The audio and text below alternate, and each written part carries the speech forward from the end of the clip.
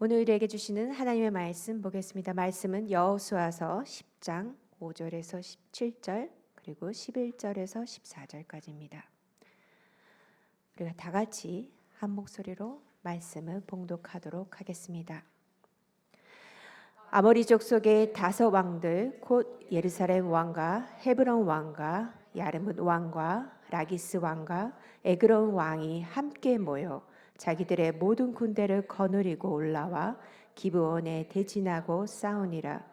기브온 사람들이 길갈 진영에 사람을 보내어 여호수아에게 전하되 당신의 종들 돕기를 더디게 하지 마시고 속히 우리에게 올라와 우리를 구하소서. 산지에 거주하는 아모리 사람의 왕들이 다 모여 우리를 치나이다 하매 여호수아가 모든 군사와 용사와 더불어 길갈에서 올라가니라. 그들이 이스라엘 앞에서 도망하여 베토론의 비탈에서 내려갈 때에 여호와께서 하늘에서 큰 우박덩이를 아세가에 이르기까지 내리시매 그들이 죽었으니 이스라엘 자손의 칼에 죽은 자보다 우박에 죽은 자가 더 많았더라. 여호와께서 아모리 사람을 이스라엘 자손에게 넘겨주시던 날에 여호수아가 여호와께 아뢰어 이스라엘의 목전에서 이르되 대항아 너는 기브온 위에 머무르라. 달아 너도 아야론 골짜기에서 그리할지어다 하매 대항이 머물고 달이 멈추기를 백성이 그 대적에게 원수를 갚기까지 하였느니라. 야살의 책에 태양이 중천에 머물러서 거의 종이토록 속히 내려가지 아니하였다고 기록되지 아니하였느냐. 여호와께서 사람의 목소리를 들으신 이 같은 날은 전에도 없었고 후에도 없었나니 이는 여호와께서 이스라엘을 위하여 싸우셨음이니라. 아멘. 이 시간에 신스미 전도사님께서 아모리 연합군과의 전쟁이란 제목으로 말씀 전해 주시겠습니다.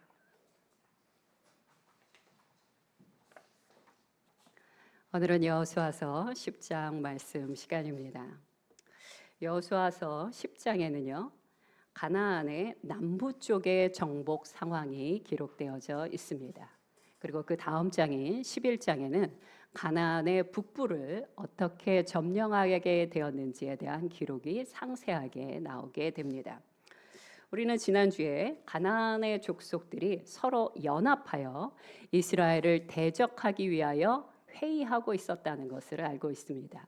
근데 그 중에 빠진 족속이 하나 있었죠. 누구였죠? 기브온 족속입니다. 기브온 족속은 그 가나안의 연합 군대에 포함되지 않고 그들은 따로 어떻게 했습니까? 이스라엘의 지도자들을 속여서 이스라엘과 화친의 맹세를 가지게 된 것입니다.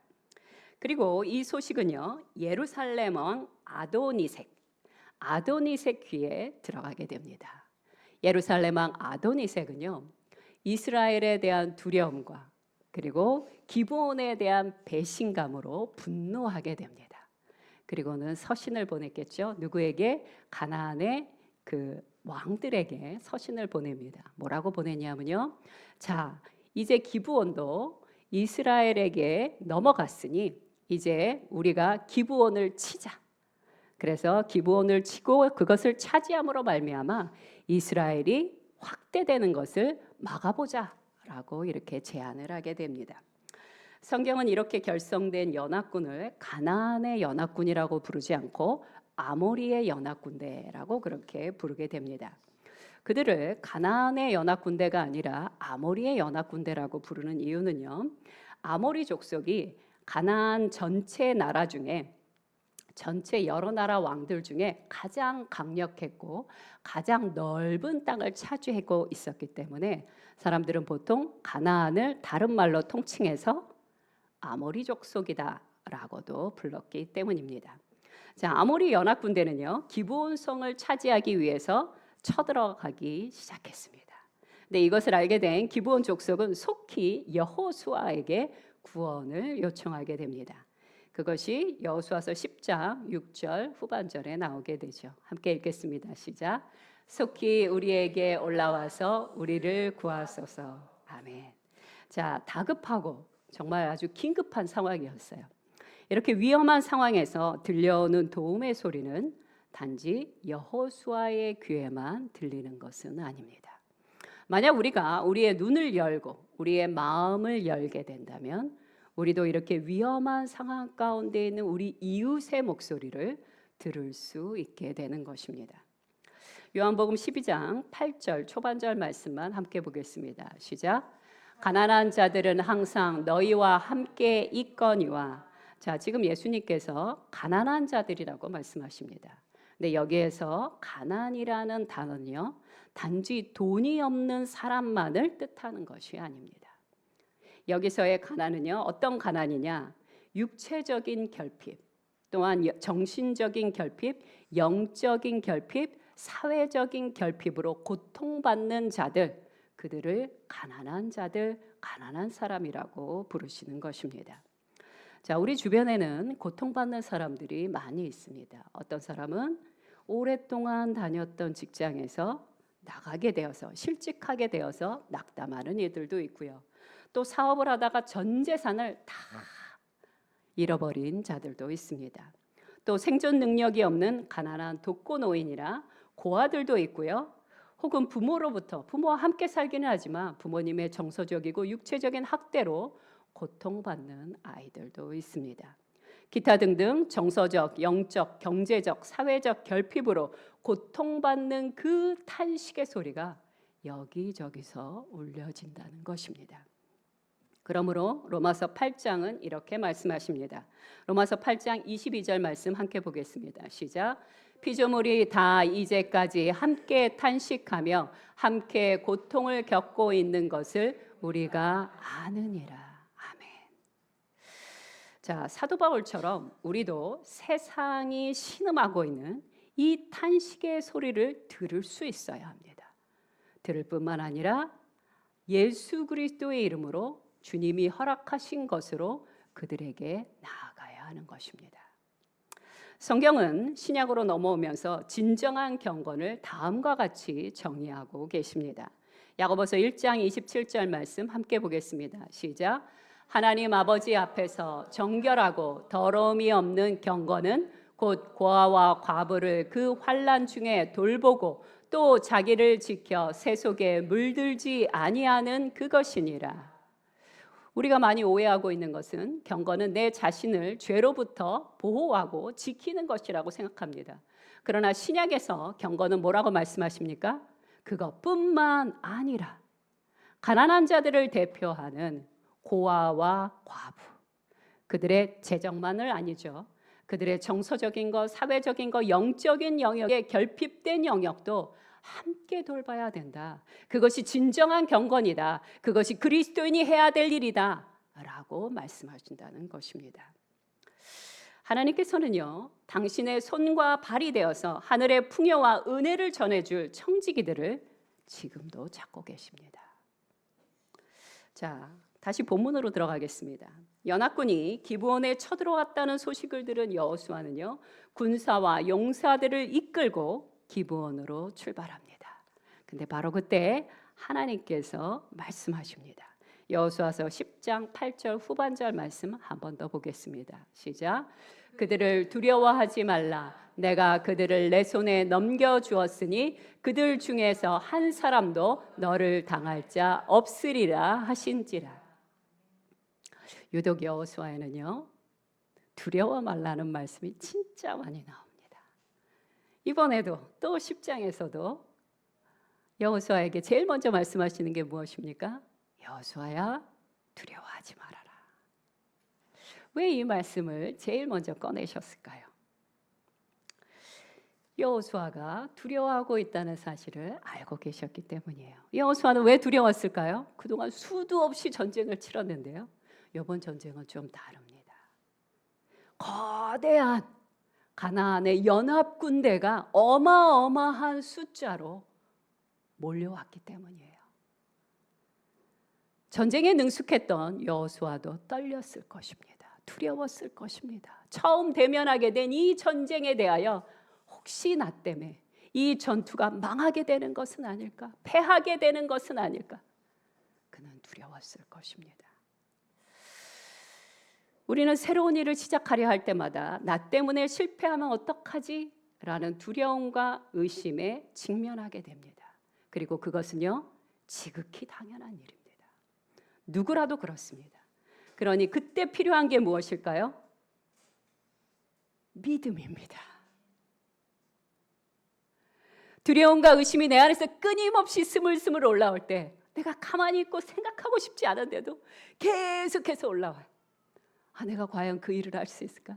저는요, 결혼하기 전에 내가 과연 결혼 생활을 잘할 수 있을까? 내가 과연 애를 낳아서 잘 키울 수는 있을까? 쓸데없이 남자도 없었을 때부터 그런 걱정을 했습니다. 지나놓고 나니까 누구나 다 하는 일이었습니다. 그런데 하기 전에는 두렵다는 것입니다. 하기 전에는 내 자신이 의심스럽다는 것입니다. 그러므로 믿음이 필요합니다. 하나님은 우리가 얼마나 쉽게 두려움과 의심에 빠지는 사람들인지 잘 알고 있기 때문에 성경 곳곳에 승리에 대한 약속을 허락해 주고 계십니다. 아글아글 쓰면서 그중 하나를 살펴보겠습니다. 고린도후서 말씀입니다. 2장 14절 초반절 말씀입니다. 시작. 항상 우리를 그리스도 안에서 이기게 하시고 아멘. 우리를 이기게 하시는데 어디서 이기게 하신다고요? 그리스도 안에서. 우리의 승리의 가장 중요한 포인트가 어디에 있습니까? 그리스도 안에 있는 것입니다. 우리의 이김은요, 나의 실력이나 능력에 있는 것이 아닙니다. 그럼 어디에 있습니까? 내가 지금 하나님과 동행하고 있느냐, 동행하고 있지 않느냐, 여기에 있다는 것입니다. 나조차 내 자신을 신뢰할 수 없고 두려움과 의심의 말들이 올라오고 시작조차 하고 싶지 않을 때, 바로 그때 내 자신이 아니라, 내 능력이 아니라 하나님을 의지하게 될 때, 예수 그리스도 안에 거하게 될 때 승리가 우리 손에 쥐어지게 됩니다. 시편 기자는 이렇게 찬양합니다. 시편 28편 7절 말씀 함께 보겠습니다. 시작.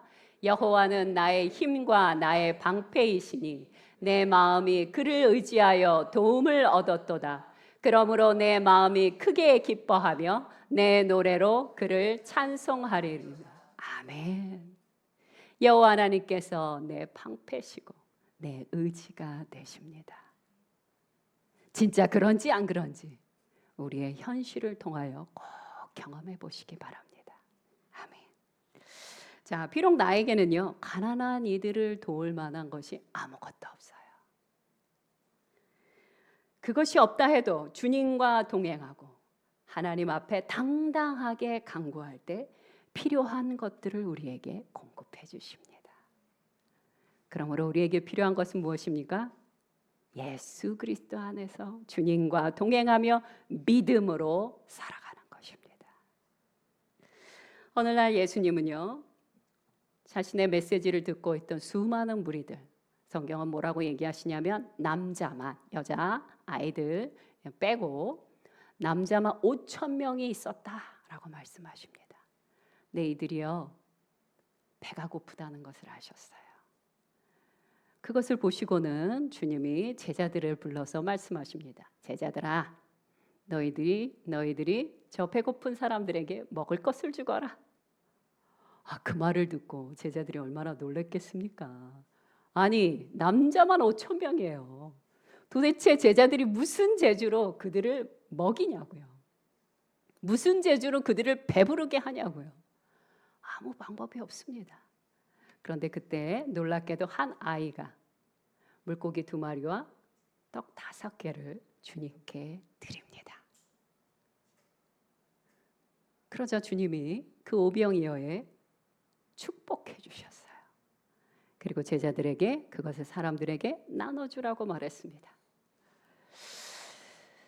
그 중에 강직한 사람이라면 저는 못합니다. 저는 그렇게 못하겠습니다. 이걸 누구 코에 붙입니까? 이랬을 거예요. 그러나 놀랍게도 제자들도 순종합니다. 그러자 주님의 축사, 제자들의 순종으로 말미암아 오병이어의 기적이 일어났습니다. 그곳에 있던 모든 사람들이 배불리 먹은 것입니다. 이것이 바로 하나님의 놀라운 기적입니다. 또 예수님은요, 복음을 위하여 세상에 나가는 자들을, 주님의 제자들을 빈손으로 보내지 않으십니다. 말씀을 볼까요? 마태복음 10장 8절 말씀 함께 보겠습니다. 시작.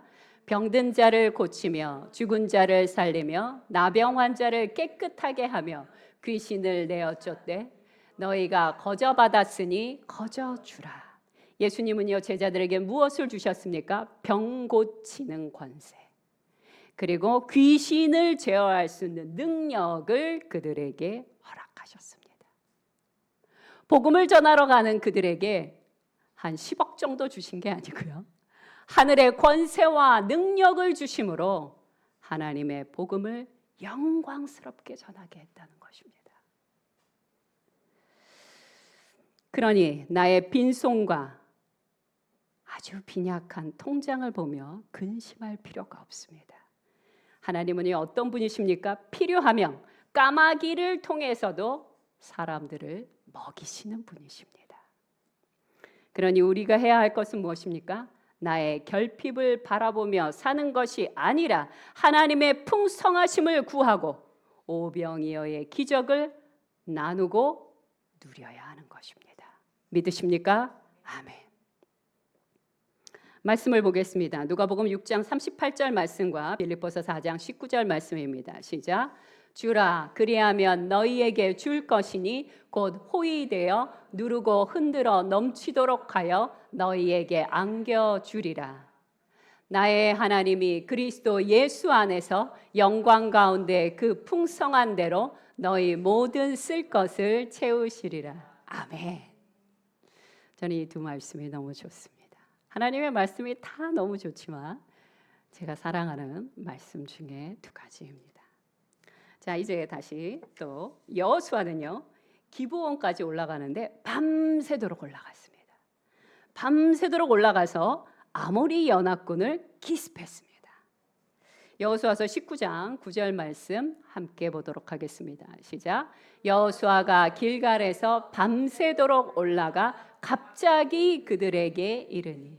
자, 이 말씀 중에서 갑자기라는 단어를 주목해서 보시기 바랍니다. 이 갑자기라는 것은요, 히브리어로 피투옴이라고 합니다.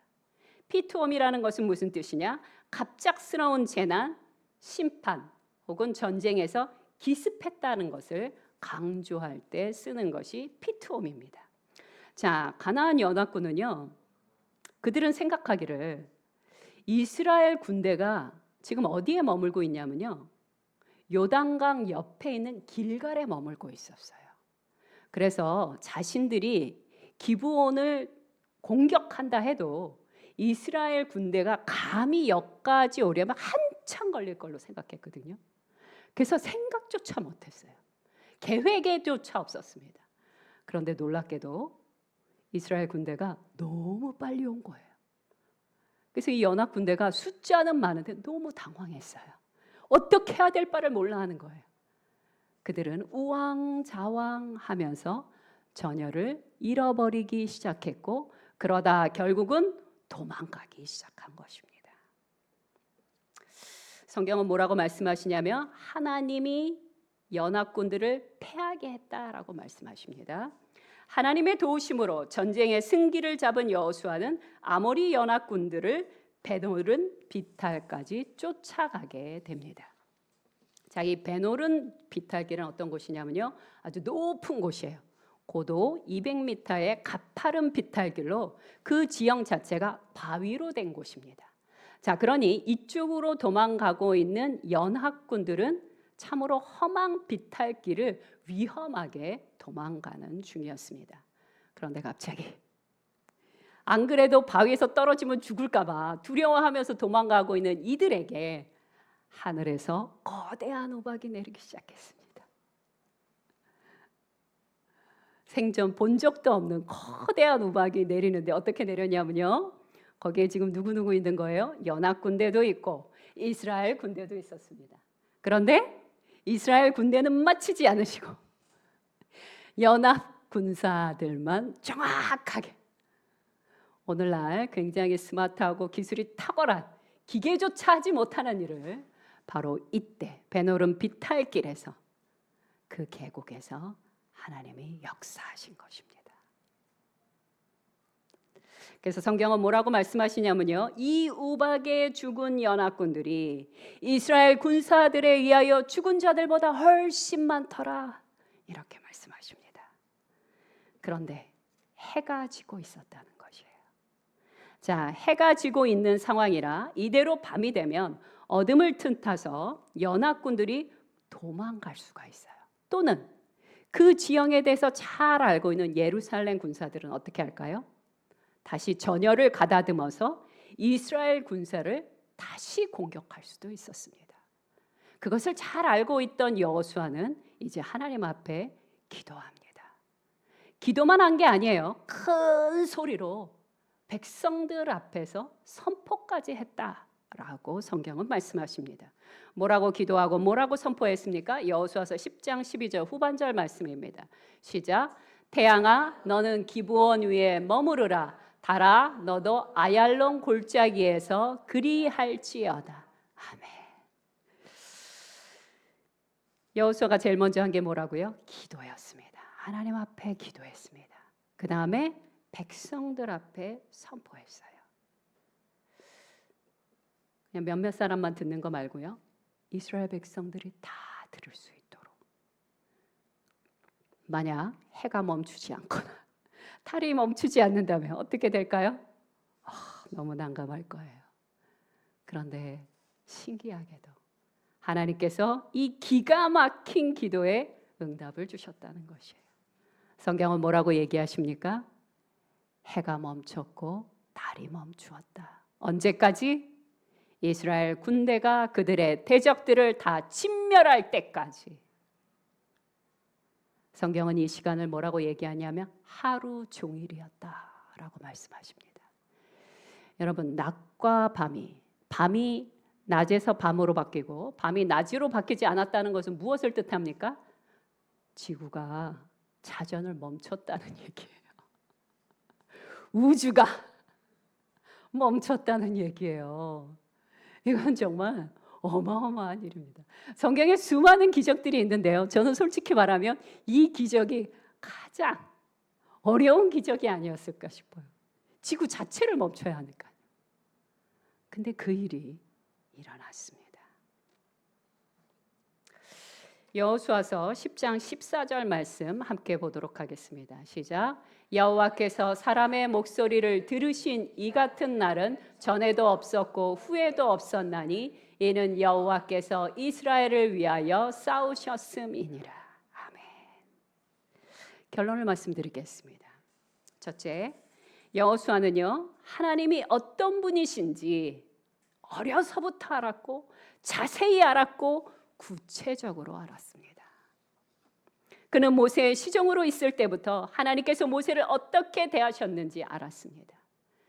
또한 광야 40년 동안 하나님께서 이스라엘 백성들을 어떻게 먹이시고 어떻게 보호하시고 어떻게 돌보셨는지를 잘 알았다는 것입니다. 그러므로 여호수아는 오늘 아모리 연합군과의 그 전투를 끝내기를, 속전속결로 끝내기를 원하시는 하나님의 마음을 알았기에 그가 할 수 있는, 그가 기도할 수 있는 최선의 기도를 드린 거예요. 여기에서 다시 또 다음으로 넘어가면 안 되는데, 그렇게 되면 저들이 나 여호수아의 전략을 이미 봤기 때문에, 이미 알기 때문에 또다시 힘겨운 전쟁이 일어날 텐데, 하나님, 이 전쟁이 여기서 끝나게 하여 주옵소서. 주님, 그렇게 하시려면 해와 달이 멈추는 것밖에 방법이 없습니다. 여러분이라면 이런 기도를 드리실 수 있으시겠어요? 저는 못했을 것 같아요. 그래도 그렇지 어떻게 우주를 움직이라고. 그런데 여호수아의 마음은요, 오직 하나님의 뜻을 순종하는 것, 하나님의 뜻을 완전하게 완수하는 거에 포커스가 있었어요. 그래서 우주가 멈추는 안에 있어도 하나님 이 일이 오늘 일어나게 하여 주옵소서. 그는 그렇게 기도한 것입니다. 그는 구약의 사람이었음에도 불구하고 그는 빌립보서 4장 13절에 믿음을 가졌던 분입니다. 빌립보서 4장 13절 함께 보도록 하겠습니다. 시작. 내게 능력 주시는 자 안에서 내가 모든 것을 할 수 있느니라. 아멘. 이렇듯 여호수아의 기도에 응답하셨던 그 하나님이 우리의 기도에도 응답해 주십니다. 아멘. 두 번째 결론입니다. 그러니 오늘 우리에게 필요한 것은 무엇입니까? 하나님과 함께하려는 믿음이에요. 나 혼자 애쓰고 나 혼자 어떻게 해보려는 그런 거 말고요. 주님이 원하시는 것, 주님이 내게 원하시는 것은 나와 함께하자. 예수 그리스도와 동행하며 함께 걷는 믿음의 걸음입니다. 이 믿음이 있을 때 하나님의 풍성한 베푸심을 눈앞에서 보고 경험하게 되실 것입니다. 하나님은 지금도 온 세상을 두루 보시며 당신의 능력과 사랑과 긍휼을 충분히 받아서 청지기인 우리가 먼저 받아야 돼요. 그리스도인 우리가 먼저 받아야 돼요. 받아서 이것을 나만 챙기는 것이 아니라 어떻게 해요? 세상에 나눠줄 자를, 그 신실한 자들을 찾고 계시는 것입니다. 역대하 16장 9절 말씀, 초반절 말씀만 함께 보겠습니다. 시작. 여호와의 눈은 온 땅을 두루 감찰하사 전심으로 자기에게 향하는 자들을 위하여 능력을 베푸시나니. 아멘. 찾으신 다음에 어떻게 하신다고요? 자신의 능력을 베풀어 주신다고 말씀하십니다. 이것이 성경의 원리입니다. 우리 열방교회 모든 성도님들이 그 신실한 종이 되어 주님과 함께 기쁨으로 영광의 길을 걸으시기를 간절히 소망합니다. 함께 기도하겠습니다.